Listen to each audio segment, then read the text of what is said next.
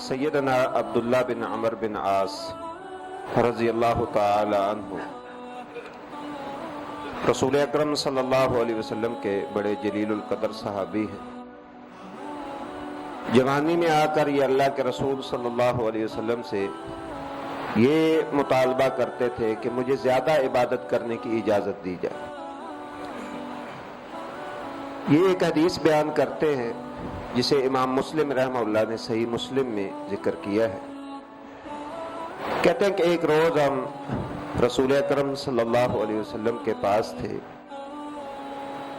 تو رسول اکرم صلی اللہ علیہ وسلم نے قرآن مجید میں سے سورہ ابراہیم کی ایک آیت جو ابراہیم علیہ السلام ہی کے حوالے سے ہے وہ تلاوت کی۔ وہ آیت یہ تھی کہ ابراہیم علیہ السلام نے اپنی اولاد کے لیے یہ دعا کی کہ یا اللہ انہیں بتوں کی عبادت سے بچانا، اور پھر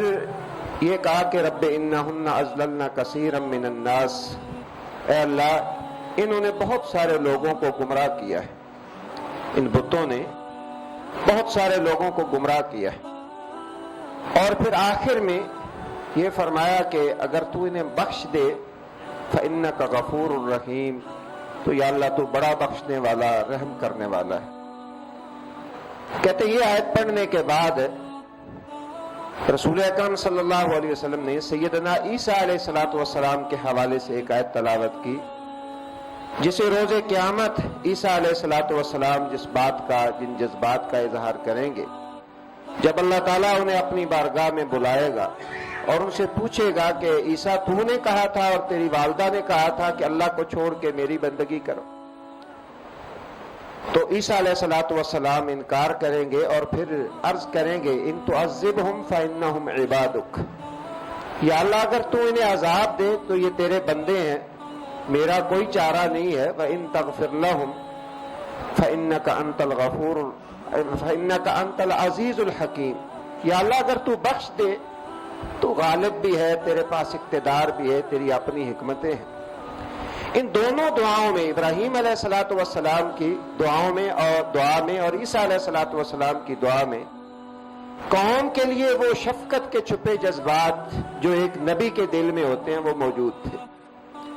رسول اکرم صلی اللہ علیہ وسلم نے جب یہ دونوں آیتیں پڑھی فرفع یدیہ، آپ نے دونوں ہاتھ اٹھا لیے اور آپ صلی اللہ علیہ وسلم کی زبان پہ یہ الفاظ تھے اللہم امتی اللہم امتی، یا اللہ میری امت میری امت۔ فبقا، یہ دعا کرتے کرتے اللہ کے رسول رو پڑے۔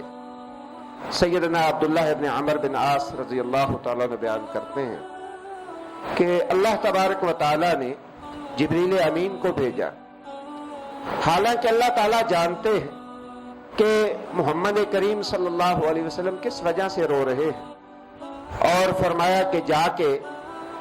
آپ میرے حبیب سے پوچھئے کہ ما یبکی کا، آپ کیوں روئے ہیں، آپ کس وجہ سے روتے ہیں؟ تو جبریل امین تشریف لائے، رسول اکرم صلی اللہ علیہ وسلم سے عرض کیا کہ اللہ رب العزت یہ فرماتے ہیں کہ محمد کریم صلی اللہ علیہ وسلم سے پوچھئے کہ ما یبکی کا، آپ کیوں روتے ہیں؟ رسول اکرم صلی اللہ علیہ وسلم جبریل امین کو بتاتے ہیں کہ میں اپنی امت کے بارے میں رو رہا ہوں، حالانکہ اللہ تعالیٰ جانتا ہے کہ نبی کریم صلی اللہ علیہ وسلم کس وجہ سے رو رہے۔ جبریل امین نے پھر جا کے اللہ کی بارگاہ میں یہ عرض کیا اور بتایا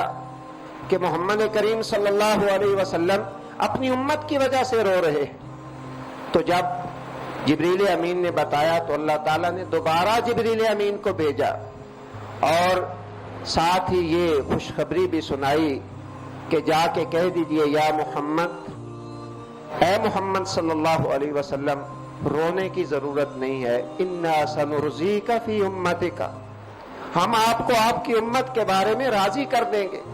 ولا نسوءک، ہم تمہیں پریشان نہیں ہونے دیں گے۔ یہ وہ درد تھا جو نبی کریم صلی اللہ علیہ وسلم کے سینے میں ہمارے بارے میں تھا۔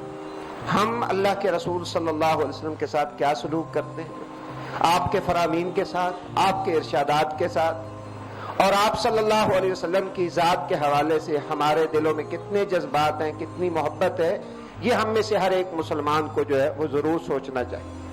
کہ جس نبی کی خلوتیں اور جلوتیں اس امت کے غم اور اس امت کے لیے دعائیں کرتے گزری، کیا اس کا یہ حق نہیں ہے کہ ہم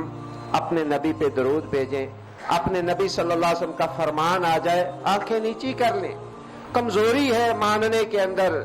عمل کرنے کے اندر کمزوری ہے، تو یہ کمزوری اللہ دور کر دے گا، لیکن کم از کم اللہ کے رسول صلی اللہ علیہ وسلم کے فرمان کے سامنے انسان کو